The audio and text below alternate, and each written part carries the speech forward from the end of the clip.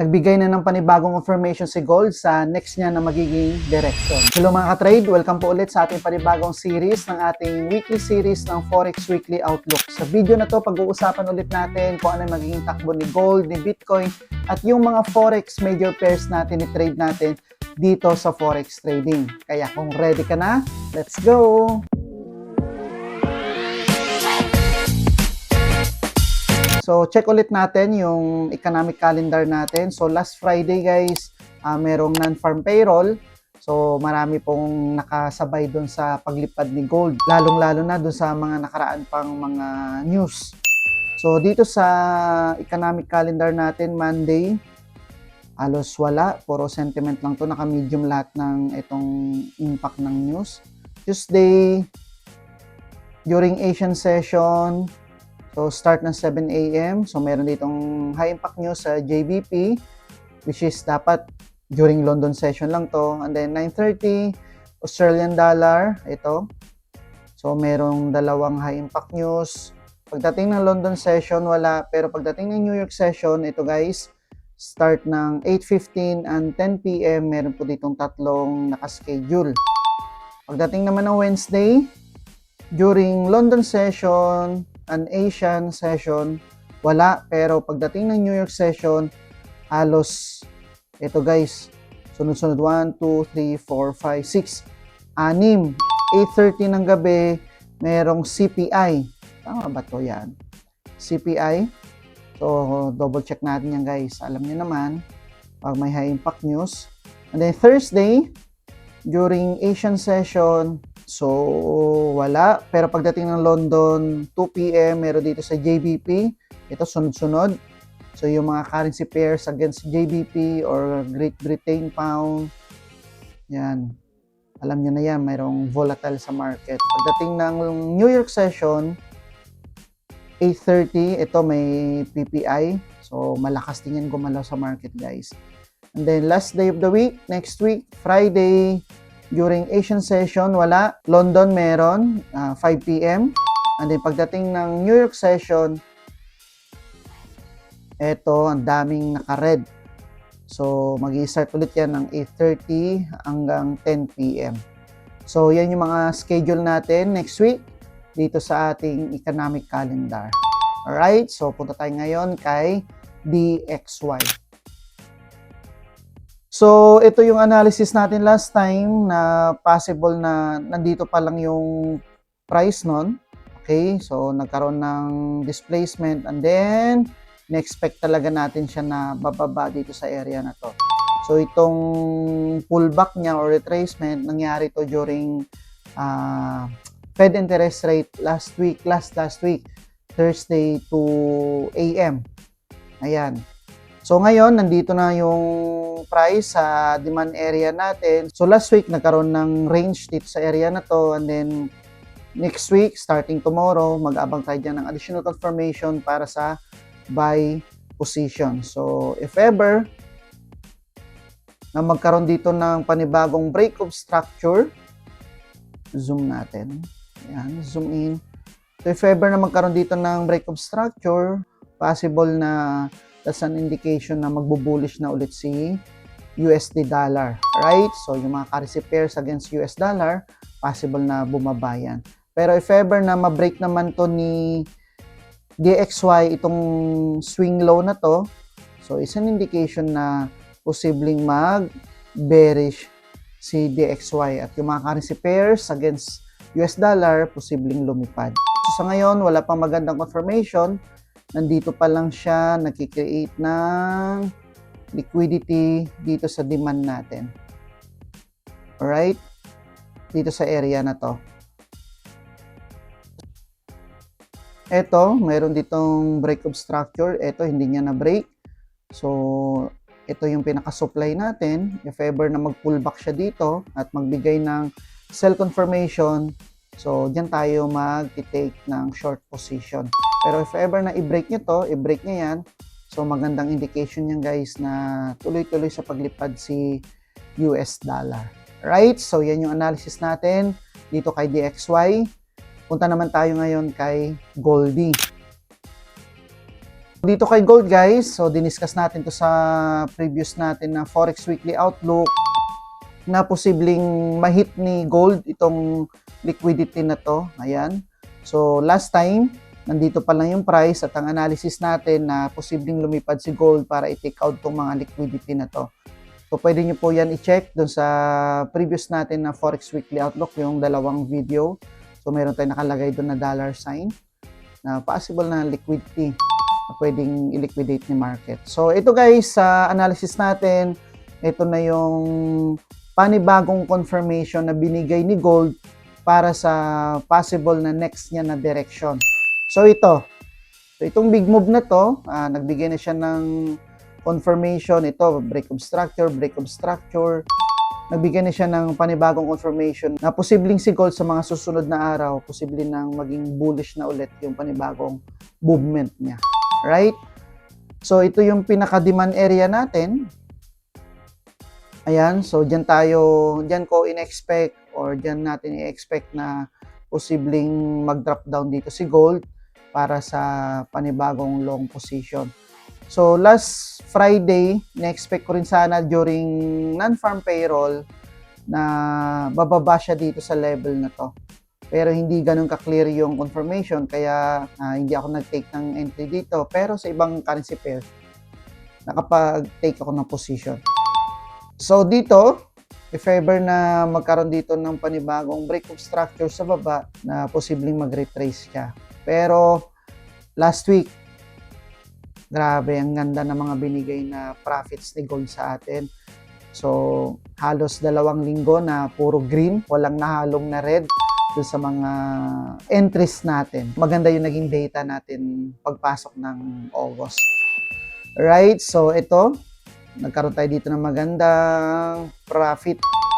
So nung nagkaroon tayo ng profit, nag-out na tayo sa market and then nagtingin na lang tayo ng additional confirmation. Right? So in-expect ko this week, possible bumaba dito si gold sa may demand na yan.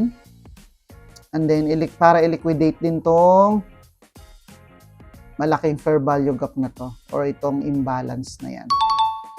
Right? So ito, isa sa confluence natin itong fair value gap and then isa sa confluence din natin itong demand area. Alright? So next week, abang muna tayo ng mga additional confirmation. So tayo guys, dito sa trading, dahil sa mga experience natin, sa ilang taon na natin na nagtitrade, syempre hindi tayo basta-basta papasok sa market. Kailangan naayon siya sa rules natin. Kapag lahat ng criteria or confluences pasok, saka pa lang tayo papasok sa market. Kasi kung banat lang tayo ng banat dito, posibleng hindi tayo magtagal dito sa trading. Alright, kumbaga na-refine na tayo ng experience. So yan yung analysis natin dito kay gold. Punta naman tayo next kay BTC. So ito, ngayon nandito na sa supply si Bitcoin. And then next, nandito na siya sa panibagong confirmation natin na supply at ito yung pinaka-demand area natin. So doon sa previous natin ng mga Forex Weekly Outlook, ina-expect natin na mabreak ito ni Bitcoin pero ang nangyari, mas bumaba pa siya. Tapos meron ditong supply, pumayos siya sa setup, nagkaroon ng bearish movement, and then ito setup ulit, nagkaroon na naman ng bearish movement. So ito, hanggat hindi na-break to ni Bitcoin itong mga level na to, itong mga swing high na yan, so possible na magiging continuous yung pagiging bearish ni Bitcoin. Kasi bakit? Kung mapapansin nyo guys, itong area na to, so itong analysis natin dito kay Bitcoin, may halo tong market structure analysis.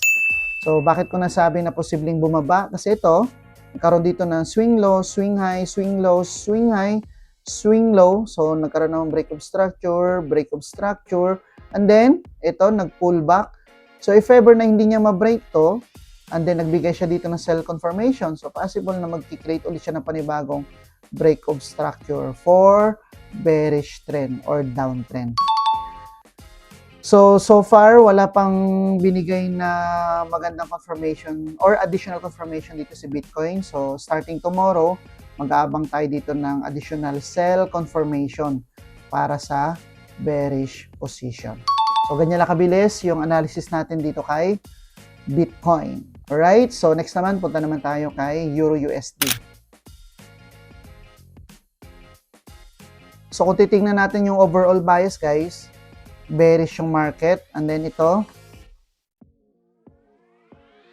yung pinaka supply natin, itong level na to. So natap na ngayon ni Euro USD itong area na to. So ano next na gagawin natin dyan is mag-aabang tayo dito ng sell confirmation. So ito yung displacement.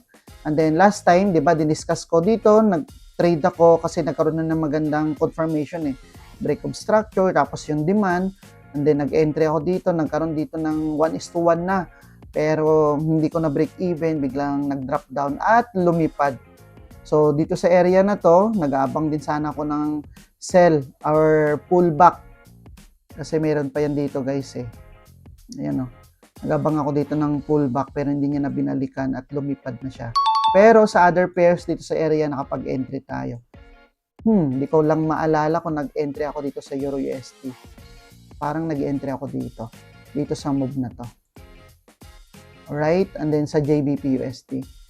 Okay, so sa daily, ito guys, golden nugget to ah.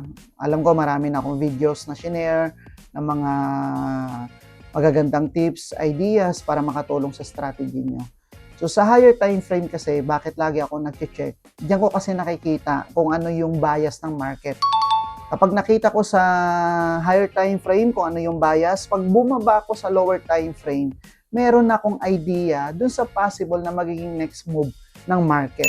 So lagi natin tignan yung market sa higher time frame para at least, 'di ba? Pag bumaba ka sa lower time frame, medyo clear na yung magiging direction ng market. So ito, nagkaroon dito ng range si Euro USD and then na-liquidate niya na itong move na to, itong mga buy side liquidity. Pag bumaba ka ng 4 hour, wala pang magandang confirmation or additional confirmation. So mag-aabang tayo dito ng panibagong break of structure if ever na i-break to ni Euro USD itong level na to, isa confirmation na posible na siyang mag-bearish. Pero if ever na ma-break niya naman to, itong mga swing high na to, or possible na i-liquidate din ni Euro USD to eh. If ever na i-break niya yan, so antayin natin bumalik sa demand, saka naman tayo mag-long position. So yan, next week, starting tomorrow, mag-aabang tayo ng mga additional confirmation dito kay Euro USD. Alright, so yan yung analysis natin guys kay Euro USD. Next, punta naman tayo kay JBP USD. Daily time frame. So ito, break of structure, and then ito yung pinaka-supply natin, ni-retrace na ni market.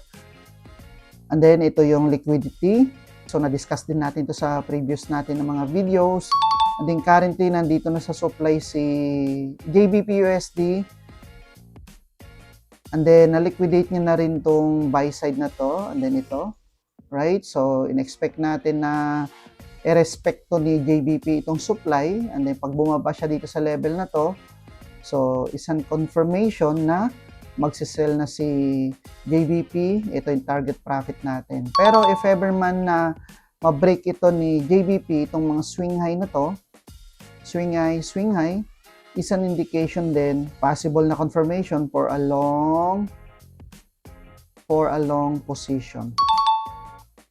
Abang-abang tayo ng mga additional confirmations starting tomorrow. So ito yung supply natin. Then ito supply. Then break of structure. Break of structure. Ito. Nag-retrace back siya kasi hindi niya pa na-mitigate or na-liquidate tong mga liquidity na, tapos may fair value gap pa dyan, which is na-top niya na. And then ito, panibagong break of structure. So nag-retrace back na siya dito sa supply. Ito, mag-aabang tayo dyan ng additional confirmation for a long or short position. So guys, yan yung analysis natin dito kay JBP USD. Next, na last pair natin itong AUD USD. So yan guys, so sa mga previous natin na video, ito, ni-respect niya talaga itong demand, and then itong demand. So, ayan lumilipad na siya. So, possible na i-liquidate to ni AUD, itong swingay at itong swingay. Nandito na rin siya sa supply. Ito pa yung mga hindi niya na-mitigate guys ng mga supply zone. Ayan. So, kapag nagbigay ng additional confirmation si AUD for a sell position, so magti-take tayo dyan ng sell position. Pero if ever na ma-break niya to, isa confluence or confirmation na posibleng magtuloy-tuloy si AUD. Ayan, isa pagiging bullish niya. Tiningnan natin yung monthly. Ito, dami niya na ng mga na-break. Break. So, possible na i-next niya yan ito. So, medyo malakas si AUD guys. So, yan yung analysis natin guys kay AUD. It's either mag-bullish siya or mag-bearish. So guys, yan yung analysis natin kay gold, kay Bitcoin at sa mga forex major pairs na tinitrade natin. Sana marami kayong nakuhang idea na makatulong sa strategy na ginagamit nyo. So kung bago ka pa lang dito sa channel, huwag kalimutan na mag-subscribe at i-click nyo na rin po yung notification bell icon na yan para maging updated po kayo sa mga upcoming videos natin na ina-upload natin dito sa channel natin. So yan lang for now at kita-kits po ulit tayo sa next na video. See you!